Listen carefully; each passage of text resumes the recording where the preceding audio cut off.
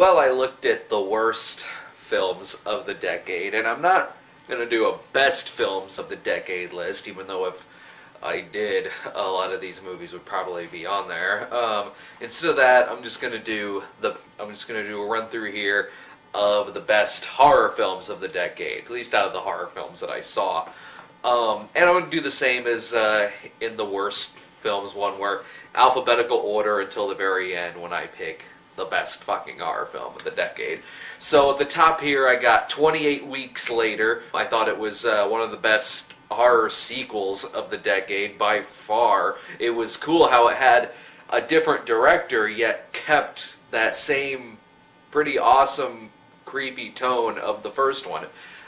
Next, I got Beyond Reanimator, which I thought was a lot of fun. Just a fucking bloody good time. And it just reminded me how great the fucking gory-ass 80s movies were, like The Reanimator. This next one, Borderland.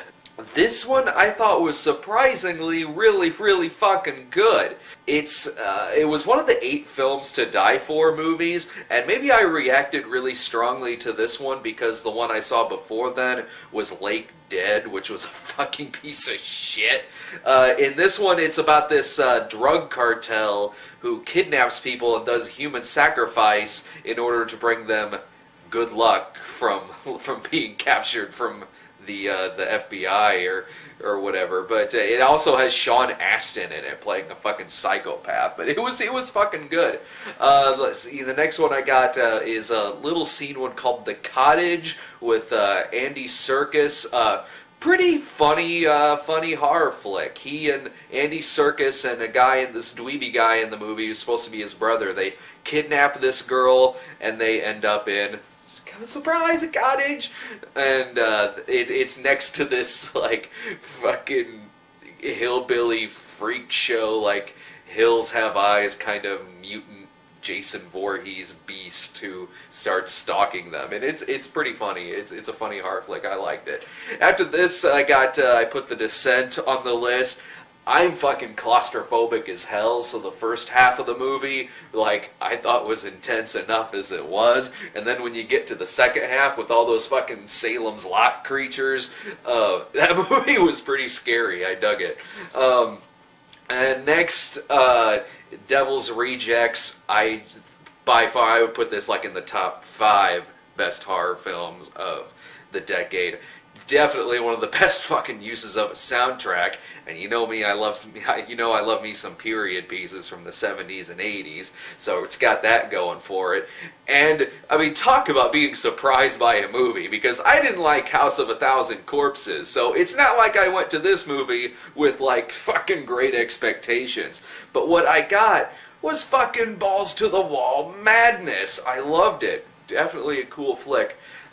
Put Drag Me to Hell after that, and I wish that, like, what's a former horror director off the top of my head? Peter Jackson. I wish Peter Jackson would do, like, a Sam Raimi here, and just forget the big budgeted stuff for 1 second and go back and just make a fucking horror movie, like Sam Raimi did here with Drag Me to Hell. This was a great fucking movie. It's like if Thinner was good. Next, I got this next one was really funny. Fido. Fido was cool. I really liked Fido a lot. I liked the satire on the whole 50s kind of Red Scare propaganda culture. I thought they did that really well with those those class zombie videos, those in-class movies, and fucking Billy Connolly as a zombie. That was awesome. This next one was cool. Frailty, the Bill Paxton one. One of the only fucking Matthew McConaughey movies I liked. And a pretty good twist at the end, too. Frailty was fun. And speaking of twists, this next one, High Tension, or Hot Tension, whatever you call it. I enjoyed this movie. Just the fucking graphic imagery in the movie, from the severed head, fucking blowing the guy, to the decapitation in the banister. And I liked the twist in the movie. Sure, it didn't make any sense, but that didn't really bother me any. I mean, I can think of several great twists in movies that don't make any fucking sense, and so I quite enjoyed the end of that movie. Next, I got Land of the Dead, and I'm not putting that on there just because it's a George Romero zombie movie, and I didn't like it just because it's a George Romero zombie movie. If that were the case, I would have liked Diary of the Dead, and I fucking hated Diary of the Dead. Land of the Dead, I just loved the whole, like, class warfare in it, and, like, the not-so-fortunate trying to fight their way to be on, like, you know, the top of the skyscrapers with fucking rich-ass Dennis Hopper. I liked that shit. I thought it was cool. It was like, it was like if Gosford Park had zombies in it and wasn't boring as hell. Also, I loved John Leguizamo's part when he gets bit by the zombie and says, "I want to see what it's like on the other side."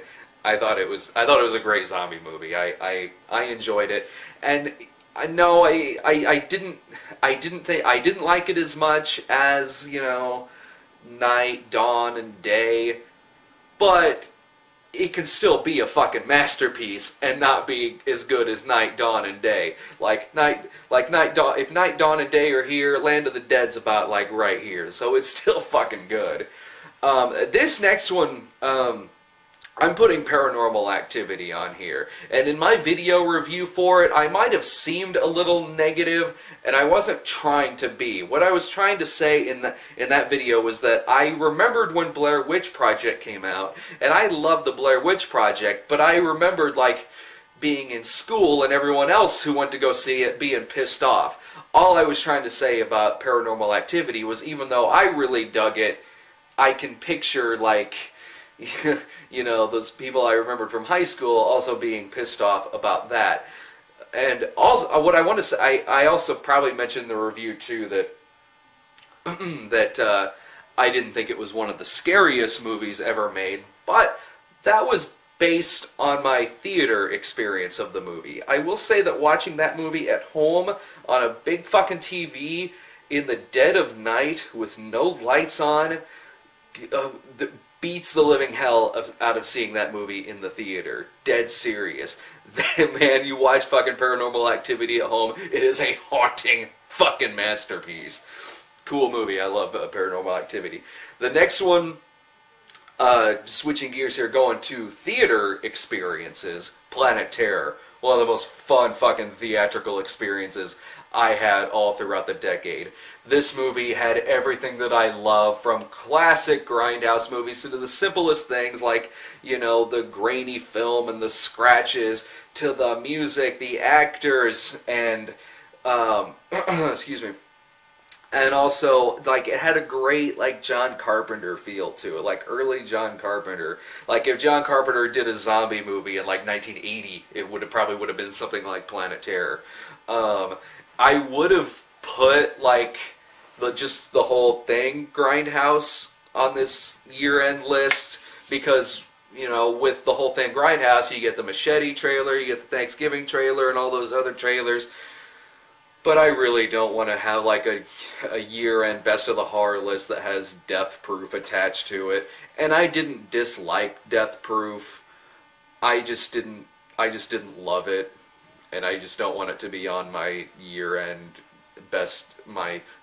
decade's end Best of Horror list. I just don't. So I'm just sectioning it off here to Planet Terror. What I got here next is Wreck. I thought it was a great, handheld camera movie, almost like if 28 Days Later was just sectioned off in an apartment building, and it had the Blair Witch gimmick, and it works. It's a gimmick that still kind of works, because it worked all the way back in the Blair Witch Project. It worked in Wreck. It definitely worked in Paranormal Activity. Sometimes it doesn't work, like Diary of the Dead, but in Wreck, definitely. This next one I caught on video when it first came out, Session 9. I liked Session 9 a lot. It felt like almost like an updated, like, Shining kind of horror. I was really into it. But forget all of that. It has one of the best fuck yous ever in film when David Caruso says "fuck you" in this movie. It is just fucking fuck you gold. I mean, just watch it just for that scene, and it is a fucking good movie. Next, Shaun of the Dead. Probably the best horror comedy I've seen since, like, Gremlins. What I love about this is that a lot of horror comedies that you see, sometimes they might be just mostly comedy, you know, but with like little like tiny bits of horror. And there's nothing wrong with that. I mean, it doesn't bother me. But I mean, usually they're mostly one or mostly the other. Like Shaun of the Dead was like a perfect mixture of hilarious comedy and also real horror. Like some great fucking kind of downbeat horrific moments in the movie. And it worked. It just fit together just perfectly. I loved it. This next one, The Signal, almost kind of like an anthology crazies kind of movie. With they go fucking batshit insane by watching like Static on their TV. It's a pretty creepy flick. But since it's an anthology flick, like the different pieces work in their own ways. Like some of them are genuinely creepy, but then you got other parts that are pretty funny, but it all works because it still feels like it's taking place in the same world. Definitely check out The Signal if you haven't. Next up, I got The Strangers. Fucking creepy as hell. What I liked about The Strangers was that it brought back that kind of creepy factor that I was, you know, introduced to back when I was, you know, 3 feet tall. When I first saw Halloween, you know, where something's going on and then you look in the background and you see like Michael Myers standing there. The Strangers kind of brought that back a little bit, and it did it really well, where like, you know, characters talking on the phone and in the background you just see fucking masked psycho walk through the room. Really, really good stuff. I'm probably going to get a lot of people disagreeing with me on this next one, but I loved it. I'm putting Wolf Creek on here. Alright, let me explain myself. The first half of Wolf Creek had such... One, it was a great build-up. Two, it had such an innocence to it. In its characters, and also in, like, this romantic innocence, too. Like, when you got, like, two characters who obviously are attracted to each other, very much so, and there's like, the girl gives him like an innocent peck on the cheek, and there's like this smile between them, like that kind of innocence that just made the second half of that movie, when, you know, fucking crazy Australian is tacking him the head on the stick thing, just makes it all the more shocking and unsettling. I really liked Wolf Creek a lot. That's one that I know a lot of people really didn't like that movie, but I stick up for it. I quite enjoyed it. Alright, now I'm at the end for the best horror film of the year, and I'm actually branching this off into two. And I'll explain why. Horror has different feelings. It has different subgenres, of course, but there are so many things you can do with horror. You can make it just balls to the wall gory and scary, frightening, or just a blast, or, you know, comedy. I mean, you can literally take every genre of film and attach it to horror. So what I've done here is I've taken one movie that is just badass and bloody and fun and smart, creative, clever, and also another one that is just disturbing, depressing, and horrific. So the one I got on this end, I'm picking 28 Days Later, because when I saw this movie in the theater, it brought me back to like when I first saw the original Dawn of the Dead when I was a kid, just mouth to the floor and just being awed by what I was seeing. And I'm not saying that 28 Days Later is like my second favorite horror film of all time, next to Dawn of the Dead. I'm just saying it brought those feelings back. And I absolutely loved the movie. It had some great Dawn-style moments in it, like the grocery store scene. Also the photography was beautiful in the thing. And it had also like the crazy military aspect, almost like a Day of the Dead situation.